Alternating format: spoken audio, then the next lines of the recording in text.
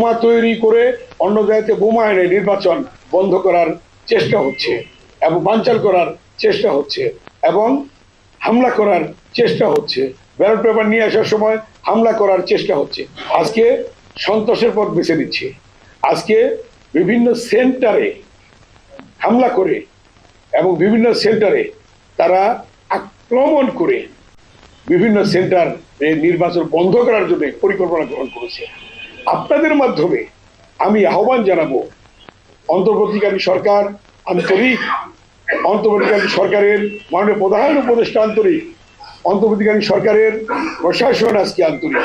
অতএব আমি আহ্বান জানাবো প্রশাসনের কাছে সকল বিষয়ে আপনার দৃষ্টি রেখে যাতে অতীতের মতো এই ঢাকা ২ আসনে একটি সুষ্ঠু নিরপেক্ষ নির্বাচন হয়, জনগণ যাতে তাদের ভোটাধিকার প্রয়োগ করতে পারে, জনগণ যাতে তারা ভোট দিয়ে তাদের পছন্দের নেতাকে নির্বাচিত করতে পারে।